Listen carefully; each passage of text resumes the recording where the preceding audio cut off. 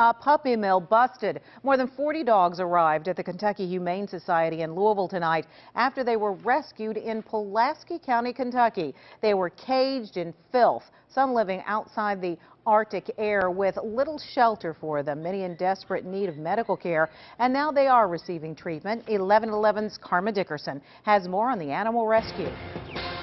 Well, Melissa, these animals were living in deplorable conditions and had been for some time, according to investigators. But even as the man who ran that puppy mill faced criminal charges of abuse, he was allowed to continue operating that facility because the county didn't have the resources to save those poor dogs.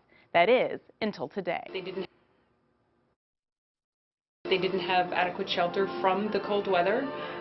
They were all living in very dirty conditions, feces, urine. Some were in cages where they could just stand up. Some had no food and water. 43 in all, Chihuahuas to bloodhounds and everything in between were rescued from a Pulaski County, Kentucky puppy mill this afternoon and brought to the Humane Society in Louisville. The animals came from the Dreamcatcher's Kennel in Nancy, whose owner Dennis Bradley has been under investigation for animal cruelty for the last year. He was breeding for profit more than he was caring about the animals. Nevertheless, he was allowed to keep the puppy mill open. Had we seized these animals in a criminal case, in a seizure, Kentucky does not have a bond seizure statute or a disposition law, so we would have to shelter them until the outcome of the case. That could be as quick as 3 months or as long as 2 years.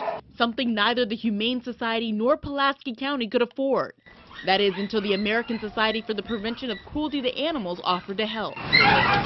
They set up a temporary shelter at the Humane Society, hopefully a short stopover for these animals on their way to a permanent home.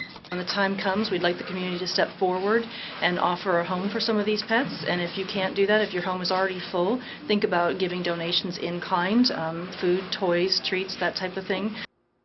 These animals are currently being evaluated, but at first glance, they do seem to be doing well. And Kentucky is one of only about 20 states without any regulations in place protecting dogs from commercial breeding facilities. And Dennis Bradley, the man who's accused of breeding and neglecting those animals, was due to bring in trial next month on animal cruelty charges. But according to the ASPCA, he will plead guilty tomorrow. I'm Karma Dickerson, 11 at 11.